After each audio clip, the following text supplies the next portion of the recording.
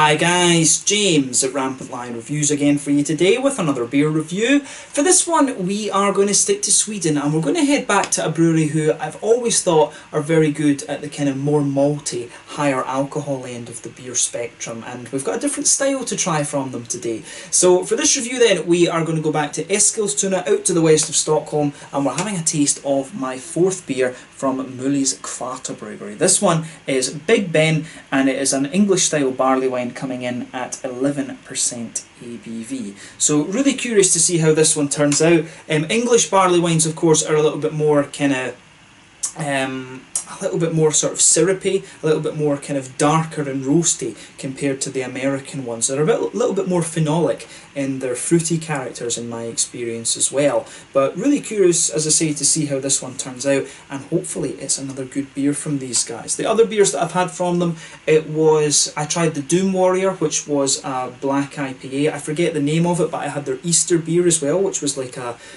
quadruple type beer. And I also had the Dubel La Bomba, which was a beautiful imperial coffee stout actually. So yeah, interesting to try something that is a little bit different too. And the next review that I do from these guys, I really need to make sure that it's like an IPA or something like that. As I always say, when you want to get a measure of how good a brewery is, you need something from the more hoppy end of the spectrum, and you need something from the more malty side of things as well. But the more hoppy side is something we still need to explore with Möllys Kvarterbryggeri. But curious to see how this one turns out, and as always I hope that you guys enjoy my take on this beer as well. We'll see how we get on. But yeah, as always with my reviews then, I'll tell you a little bit about the brewery before we taste the beer. If you want to get straight to the tasting, just fast forward. All the usual links are in the description below. That's the brewery website, the link to my other reviews that I've done from Möllys Kvarterbryggeri before. No doubt there will be some more at some point in the fairly near future. There's all the usual social media. If you want to see more reviews, do please consider subscribing to the channel. The whole channel of course has a geography based tagging system, so you can go into the homepage and search for beer based on country, city, state, county, prefecture, whatever it is you're interested in. Do check out the playlists of beers from different countries. There is one there for all the Swedish beers that I've reviewed for you. That's constantly being added to. And as always, please do get in touch and let me know some of the other beers and breweries that you guys would like to see me review. It's always great to hear from you guys that are watching the videos, and the support that you show the channel is hugely appreciated. So anyway, to tell you a little bit about Möllys Kvarterbryggeri then, on to my brewery notes. So Möllys Kvarterbryggeri, as I mentioned to you already, are based in Eskilstuna, a little bit out to the west of Stockholm, maybe an hour and a half or so, but the company was founded back in 2015 by Daniel Herligen, who is half German and half Swedish. So apparently his father's German family can trace their brewing roots back to the 18th century, and his father's family come from a place called Erlangen, which is just outside of Nuremberg, and I'm not sure if that is Franconia, but if it is, Franconia is the region in the world that has the highest density of breweries per head of the population in the world. You know, it's an awesome place, some really awesome traditional German beers there. But as a result of this, Daniel has spent a lot of time in Germany, but he was born when his family was living in Sweden, and he started off home brewing, but soon expanded to a 500 litre brew kit, and he produced around 25,000 litres of beer in 2019, and in total at the moment, according to Untappd, he has just under 50 different types of beers. In early 2018 they also produced a beer for Messiah Markkelin's 50th birthday, which is called Doom Warrior. For those of you who don't know who Messiah Markkelin is, he was the kind of iconic singer of the Swedish doom metal band Candlemass. I really love those guys, but they've also produced a special beer as well called Tompi for his friend who he used to go to metal festivals with, and this was produced when his child was sick with cancer and things too. So they do a lot of different special beers, I would say, and you know, some for I think the Tompi one is one that I really need to try. I did hear that was very good, and you know, I think his friend's son has fully recovered now.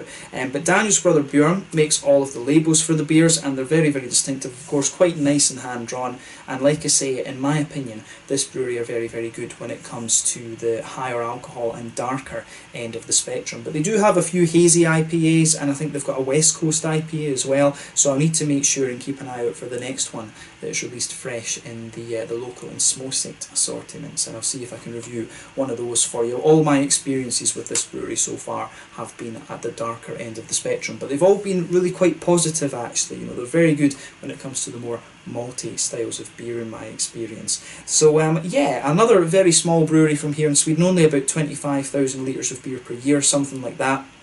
But as I say, the different beers that these guys do are pretty impressive, I have to say. So yeah, that's all you really need to know about Möllys Kvarterbryggeri for the moment. If you want to learn more, of course, you can check out the brewery website in the description below. You can follow them on Facebook and Instagram to keep up to date with all the latest goings on, and you can check out the Rate Beer and Untappd pages to see all the different beers that they've produced. So yeah, let's get on and actually have a taste of this beer then. As you can see, this one is released in one of these little Belgian style stumpy bottles, a little 330ml beer.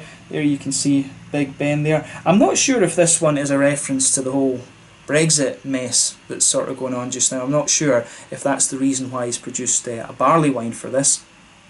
But yeah, it's pretty nicely presented, and the artwork on this one is quite similar to the other beers that you're going to find from them. But it says on the side here, what's it saying? It's basically saying here, Möllys Big Ben is quite a craftfully created and little difficult, or little known actually, style of barley wine, sweet and filling basically. Serve this one at 12 degrees Celsius, and it is sweet and malty, I think it's saying. So yeah, nicely presented one. This there, you can see the kind of almost metal like eagle there. These are, of course, are the helmets that the Queen's Guards and stuff wear at Buckingham Palace in London. But of course, being Scottish, we are not the greatest fans of the British monarchy. But yeah, that's it. But yeah, this brewery seems to have a few different names when you search for it. So you might find it under the name Möllys Brewery, you might find it under the name Möllys Kvarterbryggeri as well. So I'm not sure exactly what I should be calling this brewery in the videos, but I go with Möllys Kvarterbryggeri because I think that is, if I remember correctly, the one that appears on Untappd. But yeah, let's get this guy out and we'll get on with the tasting then. An 11% English style barley wine. So yeah, look at that. That beer looks very, very nice, I have to say. One of the less hazy ones, you can see there was just a little bit of sediment in the bottom of this. We'll see if we can get a little bit more of it in. But yeah, with barley wines, of course, you can age them for a little bit before you drink them and things, but you know, I was very keen just to try this one. If a barley wine's done right, you can drink it fairly fresh and things, and you know, it's been a while since I've had a barley wine, so I really just wanted to have a go at one. Of course, when I was in Japan, I had I had the wheat wine from St. Gallen Brewery, which was really quite interesting. But yeah, as you can see with this beer, if we hold this one up to the light, it actually pours a really nice kind of mahogany colour. There's one or two big bubbles sticking towards the side of the glass, a few little ones just heading up towards the surface there. The head was a very, very thin, sort of creamy, fawny type beigey colour, to be honest with you, but that's faded away to be pretty much nothing. I mean, when it's an 11% beer, the higher the alcohol you go, the more difficulty you're going to have with head retention and things like that. But you can see there are little bits and bobs of sediment kind of sitting around the bottom side of the glass there, but overall, nothing overly surprising about this beer in terms of its appearance. You would always expect a barley wine to be a nice kind of caramelly, chestnutty, sort of mahogany type colour. They're always going to be somewhere in this at this end of the spectrum. But yeah, nothing overly surprising about that. So let's have a look at the aroma and see how we get on. Oh yeah, that smells really nice. Straight away with this one, you can definitely smell there is a bit of a kind of brown bready base to this one. It's got a little bit of that kind of distinctive English graininess to it. I've always found that the traditional English beers are quite bready, but at the same time they're quite grainy and almost a little bit spicy, to be honest with you. There is a little bit of that going on with this one. So you can really pick that up in the base of this. There's maybe a little bit of a kind of woody, leathery sort of undertone to the malt base as well. Lovely big brown sugars. It's got a bit of a sweeter caramel to it, but as I was telling you, the main distinction between an American barley wine and the English one is that the English ones are a little bit more treacly and kind of caramelised, whereas the American ones are more sort of sweet and brighter, if that makes sense. The English ones just feel a little bit more roasty and syrupy, and that's really what I'm getting out of this one, the more roasty and syrupy English character, and the graininess that you get out of the kind of bready aspects of the beer is also very nice with this one as well. I like how the malt base in this goes together. I mean, both types of barley wine have their merits, of course, and in America and the West Coast you do have the wheat wines as well, which are a lesser known style, but they're also very, very nice. But yeah, hell of a lot of brown sugar in this one. The more you smell of it, the sweeter it becomes, but you do get those darker, more syrupy brown sugary notes. And when it comes to making a barley wine, usually I think the boils on these beers are like 3 or 4 hours. That's what gives you a lot of the kind of treacly molasses notes that you're getting out of this. There are a few nutty aromas to this one as well. You'll pick those out towards the kind of front of the nose too. But I mean, in terms of its aroma, it's definitely a very, very malty beer, and at 11%, that's not particularly surprising. On the hoppy side of things, you've got a little bit of kind of earthiness to this one. There's a little bit of a herbal quality, wee bit of floral note as well, some lighter grassy notes. I wouldn't be surprised if it's Bramling's Cross, or maybe even he's used some German hops in this one, Northern Brewer, which is quite popular for the Doppelbock. And the thing that really gives that away is with the fruitiness. With it being either of those two hops, it's just the kind of red fruity notes, the sort of datey, pruny notes that come out of this beer.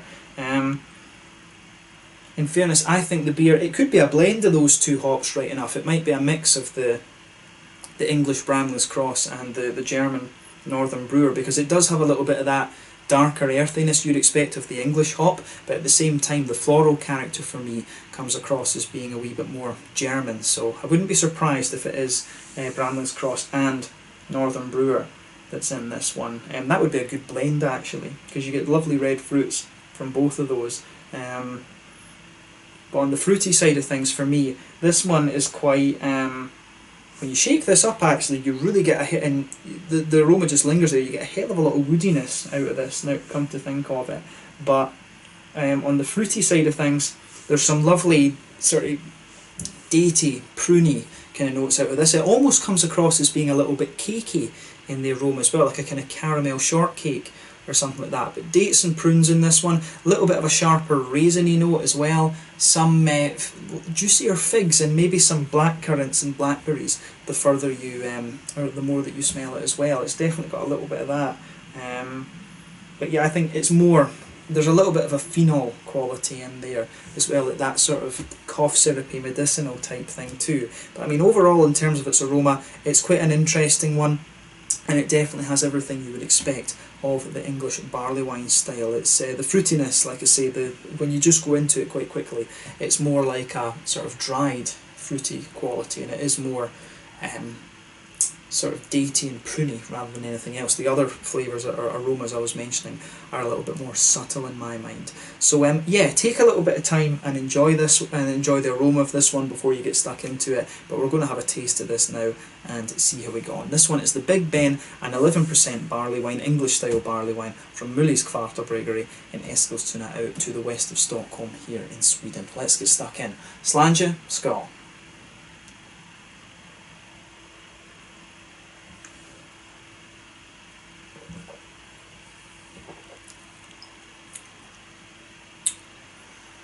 That's really nice actually. I mean, it says on the side here, best before the 1st of December 2022, and I'm guessing that this one would have been bottled around the 1st of December 2019. So you mean you could age this for 3 years, but I think as a fairly fresh beer, because it will be about 2 months old at the moment, I think this is pretty nice, to be honest with you. I think it's just in a good state. I mean, you could, as I say, you could age this for a little bit longer, but the brown sugars and the fruity notes in this are just at a nice level just now. You don't need to age this. You can drink it fairly quickly if you want to. So thumbs up to Möllys Kvarterbryggeri again for this one.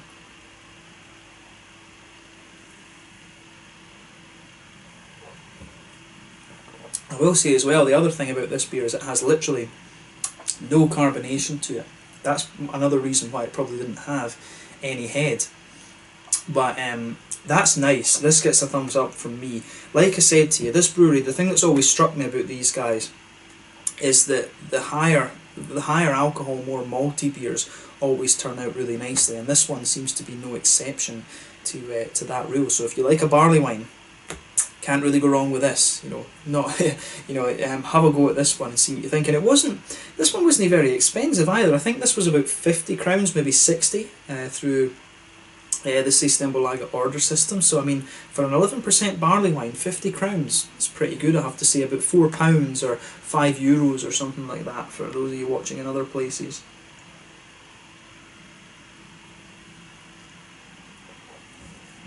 Something like $6 for those of you watching over there. But this is lovely. Let's try and break the flavour of this one down then. So, middle of your palate, there's a nice sort of woody base to this one. You get a little bit of a kind of graininess that comes out of this beer the further you go into the aftertaste as well, but really it's a kind of sort of simple woody note that forms the backbone of this beer. There is a wee bit of a kind of brown bready quality to it, but not too much. It's really, you've got the woodiness there, and then it really becomes very brown sugary in the middle of the palate. But you've got a lovely sort of, how do you say, you really have a very nice sort of treacly molasses sort of thing to this. But compared to other English barley wines that I've had, this one isn't one of the darker ones that you're going to come across. It really is a little bit sweeter. The brown sugary notes in this are a little bit more akin to an American barley wine compared to some others, but I think the fruitiness is definitely more what you'd expect of an English barley wine. It doesn't quite have the hoppiness you'd expect of an American one either, and I like that about it. Maybe that's why I've taken a bit of a shine to this one, let's say.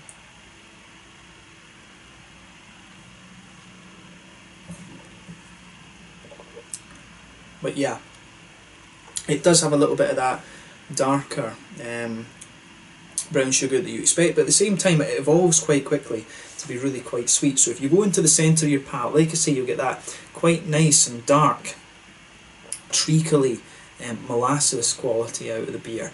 And as you move further out from the centre of the palate, you can feel it gradually becoming like a sweeter caramel, and as you reach the very edge of the tongue, it's definitely a little bit more sort of biscuity in my mind, a little bit more of that McVitie's digestive biscuity sort of thing, but underneath you can feel some of the bready notes, and you've also got some nice kind of woody character in there as well. On the hoppy side of things, if you go to the back corners of the palate, definitely a little bit of an earthiness in there. There is something telling me that there might just be a little bit of English hop in there just because of how dark the earthiness is, but as you come further forward it gradually gets a little bit more herbal. You get some nice floral aromaticity on the front corners of the palate, and then round the very front curve of the tongue it's just that little bit lighter and more grassy. I think there is a blend of English and German hops in this one, to be honest with you. This is a I mean, the way that the hops come out in this is very, very nice. I'm not sure, maybe this isn't a very highly hopped beer, or the hops are added at such a point where it's more about flavour and aroma and things in the thing. That would be later in the boil, of course. But it's not really got much in the way of a hoppy bitterness to it. It's a very low bitterness, this beer. But behind the front curve of the palate, that's where you get that nice oily bubble where the juicy fruity esters start to push their way out of the beer. And for me, this one is quite it's got a whole host of things that's going on in it actually. This is, I think it's maybe fair to say that this is probably one of the most complex beers, or if not the most complex beer that I've had from Möllys so far. I mean, the Double La Bomba had a good degree of complexity to it, but I think part of that was due to the coffee beans that had been put into it.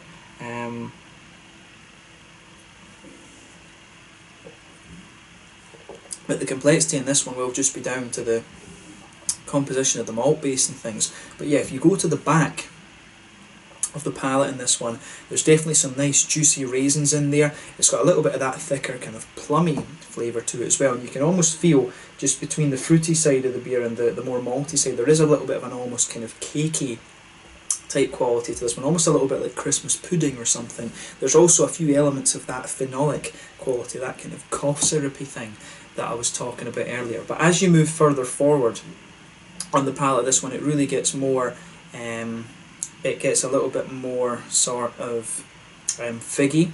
It's really got a lovely juicy figgy quality to it, and at the very front of the palate you've got some nice juicy blackcurranty and blackberry notes that go further into the aftertaste as well. So I mean, this is a really quite nice beer in terms of the fruitiness, and the way that that blends in with the brown sugars and stuff as well, and the kind of cakey flavours that you get out of this. To me, this is just a very nice all-round beer. It's definitely got the fruitiness and sweetness you'd expect of an American barley wine, but the fruitiness, as I say, it has a little bit of that phenolic quality and some of the brown sugars.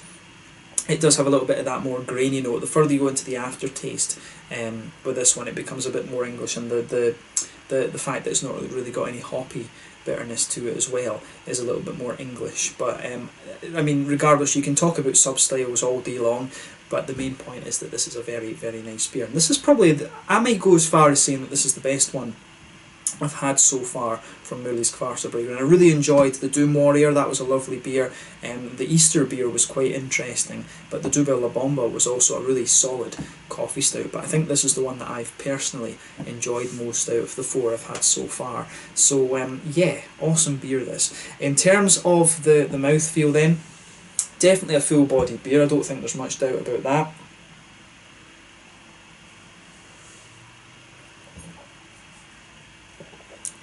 Yeah, carbonation's very smooth in this one. There's pretty much no carbonation, to be honest with you. Big oily mouthfeel. In terms of hoppy bitterness, I'd be surprised if you get 20 IBUs out of this beer. There's really not a lot in terms of bitterness to this one at all. Maybe it's even got 0 IBUs, who knows. But yeah, lovely big malty sweetness to this one. Quite smooth to some degree, but also quite big and sweet and oily. And you've got a lovely juicy fruitiness, but also quite an oily character to that fruitiness as well. But overall, this is just a really, really nice take on the barley wine. You could age this a little bit if you wanted, and I'm sure it would turn out very nicely.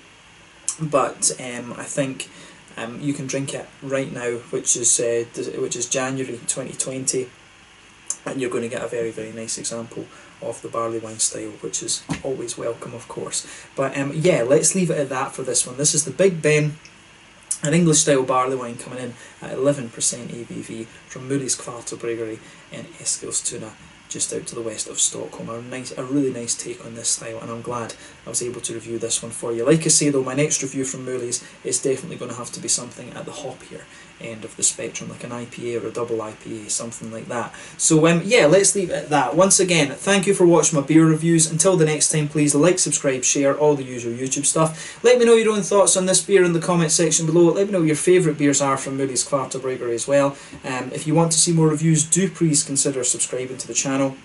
Check out my social media and things, but most importantly, check out Möllys Kvarterbryggeri and have a go at some of their beers. Very good for the higher alcohol and more malty end of the spectrum. But like I say, we need to look at a more hoppy beer the next time. Thank you again for watching, and I'll catch you guys very soon. Slanja, skål. Make sure you check out Möllys Kvarterbryggeri from Eskilstuna here in Sweden. Cheers.